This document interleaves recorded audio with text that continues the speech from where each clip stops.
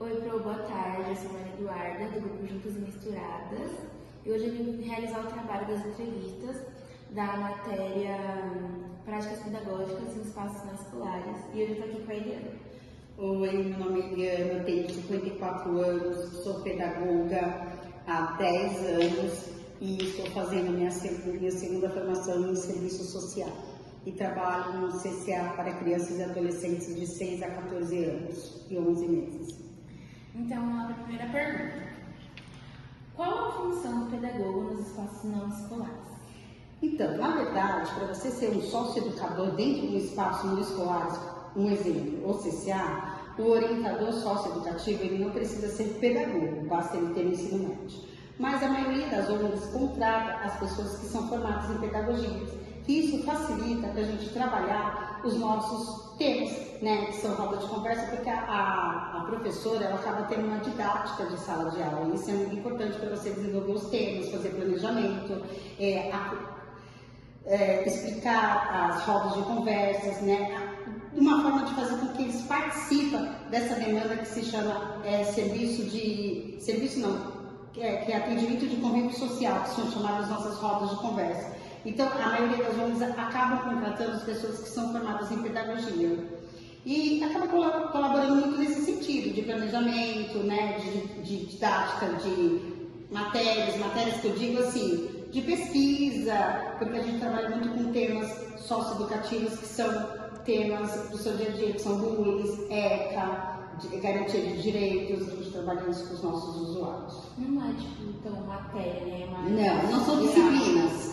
São, na verdade, temas, são atividades socioeducativas mesmo, né? E são temas importantes, tipo 18 de maio, valores, vínculos familiares, porque a gente acaba atendendo as famílias também, acolhimento, que é muito importante no CCA. E eu acho que a pedagoga, ela acaba trazendo isso também, né? Porque a professora acaba sendo quase tudo dentro de uma escola, né? Tia, mãe, amiga, e aí isso acaba colaborando com a gente. E eles passam, tipo, mais tempo, às vezes, com a gente do que em casa. E aí também eles têm a opção mesmo de, como aqui é um espaço não formal, onde que eles não são obrigados a estar fazendo as coisas, então eles acabam optando mais de gostar de estar aqui, né? Porque se torna um espaço livre. E aí eles acabam adorando isso, mas a pedagoga acaba ajudando muito a gente em termos de pesquisa de painéis, principalmente para a criação de painéis, sabe? Para didática mesmo de aumentar o conhecimento. Sim. Então, fechou. Segunda pergunta. Quais são as maiores dificuldades de um pedagogo pode enfrentar nos espaços não escolares?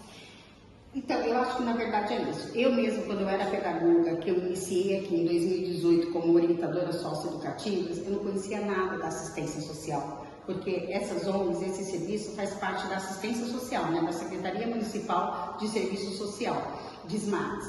E eu não conhecia nada, como era o serviço, como acontecia. Então, para você desvincular essa parte escolar, essa parte de disciplina, essa parte rígida, para uma parte não formal, onde que você tem que aprender garantia de direito, você tem que aprender o que é o SUAS, que é o Sistema Único da Assistência Social, o que precisa para ter o Bolsa Família, o que é o acolhimento familiar, os serviços da rede que acompanha a família para você fazer orientações e também encaminhamentos. Conhecer os serviços da rede para você articular e você fazer com que aquela família entenda que é o direito dela e ela ir atrás. Então, eu acho que os desafios são mais esses, porque são áreas totalmente diferentes. São mais humanos. Então, assim, é que a pedagoga na escola ela, assim, tem a importância muito de ensinar, né? Então, ela tem os instrumentais da parte do Ministério da Educação, dos planejamentos, do PPI, PPP, e aí por si só. E nós não, nós já somos uma outra coisa, né? Uma parte mesmo de acolhimento, de assistência, de garantia de direitos, de visita domiciliar. Então eu acho que o desafio foi mais esse mesmo, de conhecer a parte da assistência social. É completamente diferente. É completamente diferente. Sim. Pergunta 3. Quais dicas você daria para os futuros pedagogos que pretendem ingressar na carreira e atuar em espaços não escolares? Conhecimento, gente, é ir atrás de conhecimento, de formação, de conhecer o que é o SUS, o que é SMARS, o que é a rede, né? O que os serviços, as ONGs, os serviços não escolares que nós temos dentro de São Paulo oferecem para as crianças. É formação. É só sempre conhecimento. Sempre conhecimento. Pergunta 4. Quais benefícios que o pedagogo e o educador social pode adquirir em espaços não escolares? Então, quando eu vim para cá, você passa a fazer muito parte das famílias, principalmente algumas que são muito vulneráveis, sabe? Que a gente trabalha muito com famílias com vulnerabilidade, crianças em vulnerabilidade. E aí, você quer, tipo assim, fazer mudança, sabe? Fazer com que as coisas aconteçam para aquela família, para aquela criança sair daquela situação. Você quer, e às vezes é difícil porque não depende só de você, depende de um sistema, E isso fez com que eu adquirisse, assim, muita paciência, porque eu falo que o nosso trabalho é um trabalho de formiguinha, né? Porque a assistência social é um trabalho de formiguinha, me fez mais humanizada, muito mais humanizada, e ter muito mais empatia com os problemas dos outros. É porque a gente vê não só a nossa visão, mas várias. Isso, porque você acaba, então, hoje nós somos um serviço que atendemos 120 crianças, eu tenho 127 e temos 100 famílias. Então imagina eu atender 100 famílias, eu sei o nome de todos os nossos atendidos, eu sei qual a composição dessa família, eu sei qual a vulnerabilidade dessa família. Então, assim, você acaba fazendo parte daquilo. É claro que umas te dão uma abertura muito maior e outras um pouco menor. Mas isso é o que eu falo, nosso serviço também é um serviço de formação de vínculos, né? De fortalecimento de vínculos. Então, isso você vai adquirindo aos poucos. E aí, quando você consegue, eu falo que você... É isso, você se torna mais empática com as coisas, você diminui mais o seu julgamento com as coisas, porque você vê que não é só seu mundo. A visão amplia. Pergunta 5. Como você acredita que esse espaço impacta na vida dos seus alunos, da comunidade e do país? Muito. Eu queria que em cada esquina tivesse um CCA, né? Porque o CCA, além dele dar esse acolhimento no contraturno da escola, você acaba dando esse acolhimento para aquela mãe onde não tem que deixar aquela criança, ela acaba ficando, não fica em vulnerabilidade em casa sozinho, só no celular, ou só com o tio, que pode ser aquele tio que abusa. Então a gente acaba garantindo os direitos daquela criança quando ele fica dentro de um CCA, dentro de um espaço não escolar, né? E a gente acaba tendo conhecimento de olhar e falar assim, poxa, aquela criança está com alguma coisa. E às vezes também a gente consegue articular com a escola para ver se o mesmo comportamento dele na escola e aqui é o mesmo. O porquê que ele está com dificuldade lá e aqui não, o porquê que ele está e lá não. Então, assim, é muito importante também que a escola entenda o nosso espaço, que o nosso espaço é muito importante para aquela família que não tem onde deixar seu filho quando sai da escola. E aqui também eles aprendem bastante, né? Até tem aulas de... Sim, porque aqui nós temos atividades de oficinas, então oficina de percussão, oficina de teatro, oficina de coral e musicalização, oficina de capoeira, oficina de percussão. E fora isso, nós temos as nossas atividades, que são os nossos planos de ação, que a gente envia para a prefeitura, onde que a gente tem projeto de higiene, projeto de literatura, que é leitura, de emprestar e de devolver, temos passeios, né? Temos várias outras coisas. A gente dá almoço, dá café da manhã, almoço, café da tarde e almoço para quem entra tarde, porque aqui a gente atende em 2 períodos por ser contraturno da escola. Então, às vezes, tem crianças que estão aqui que a comida que ela tem, que ela está comendo aqui na escola. Às vezes aquela criança que não falta porque realmente Não tem nada. É isso. Então, eu acho que é muito importante. Eu acho que deveria ter muito mais espaços, principalmente aqui na Zona Norte, que tem uma demanda assim, muito grande, uma vulnerabilidade muito maior ainda. Isso mesmo. Pergunta 6. Quais são as estratégias utilizadas para promover a participação ativa dos participantes do espaço não formal? Então, vou falar para você que assim, olha, é tão difícil porque tudo começa com uma conscientização, né? Porque quando a mãe deixa o seu filho vem fazer a matrícula aqui, ela acha que é um espaço para a criança brincar. É também. Com jogos educativos, brincadeiras livres, recreação, gincanas, que tudo isso a gente faz. mas também é um espaço onde a gente trabalha a criança, o seu protagonismo, a sua consciência de garantia de direitos. Olha, aqui dentro do território tem uma rede de UBS, de CAPES, de SPVV, e você tem o direito de usar. Quando a família vem fazer a matrícula aqui, ela entenda que eu não estou fazendo favor, que isso é um direito dela. Então, ela tem que lutar com o direito dela. Então, assim, e aos poucos a gente vai trabalhando com eles, porque não é fácil, porque eles já vêm do outro espaço da escola cansados. Então, assim, é muita conversa e é muita conscientização, oferecendo bastante atividades diversificadas. E também na escola eles não têm muito esses assuntos. Então, não. Eu acho que na escola é uma coisa assim, que se torna tão obrigatório, que você tem que ensinar, que você tem um planejamento, que eles são obrigados a aprender, que tem isso, tem métodos, não sei o quê, que acaba. Aí também tem os desafios, né?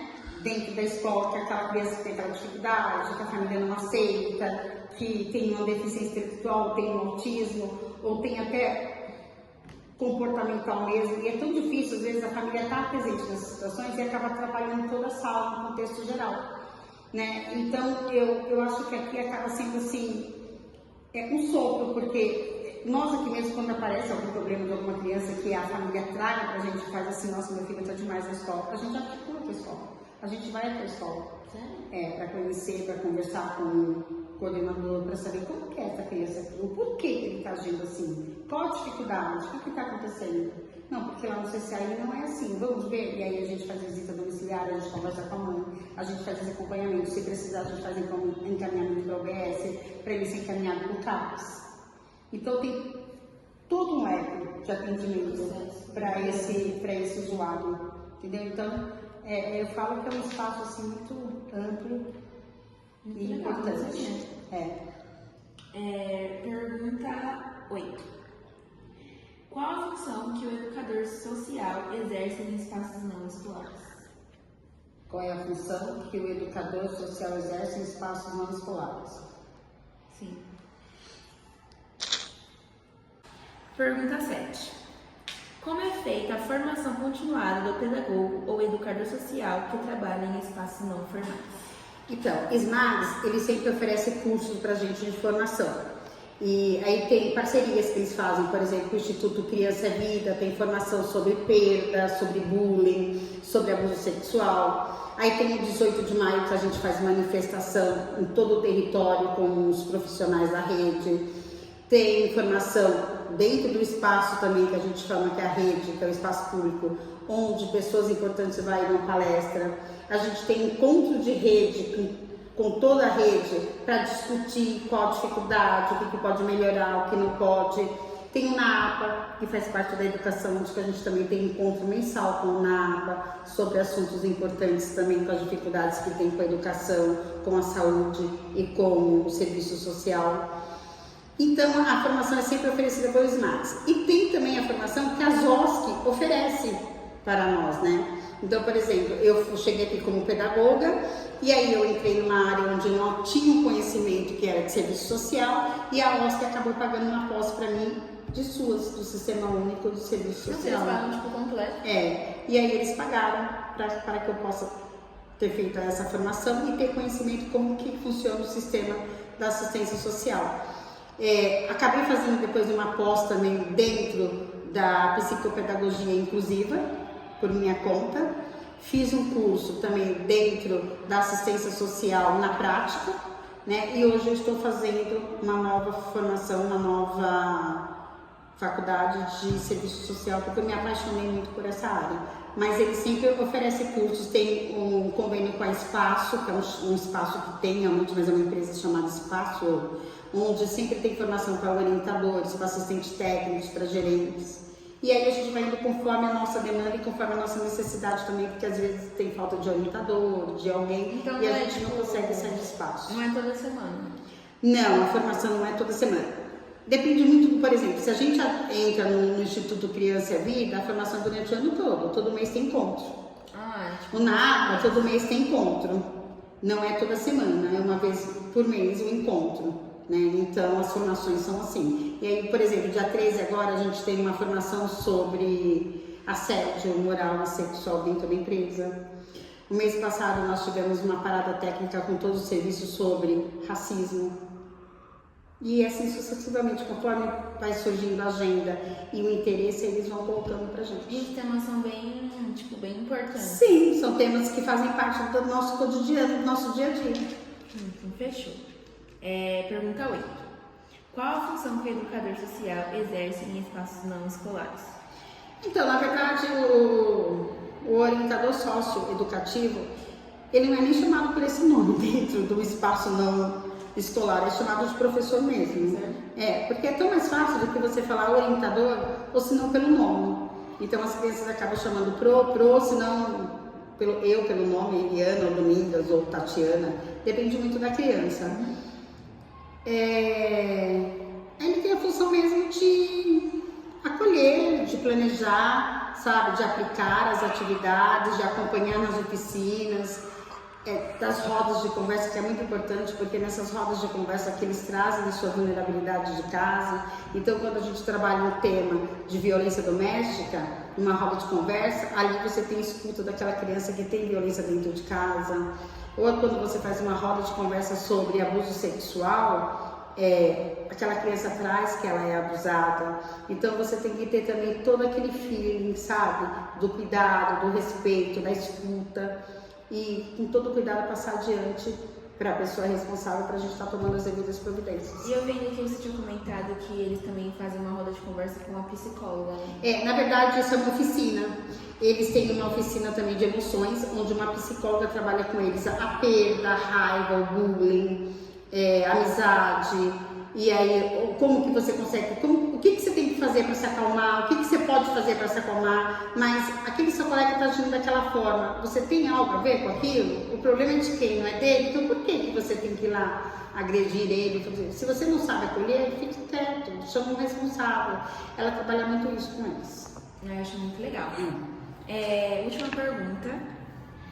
Quais as estratégias utilizadas pelo pedagogo e educador social para o desenvolvimento de projetos em espaços não formais? Então, por exemplo, esse ano a gente teve 2 projetos. Projetos de higiene e o projeto de literatura infantil.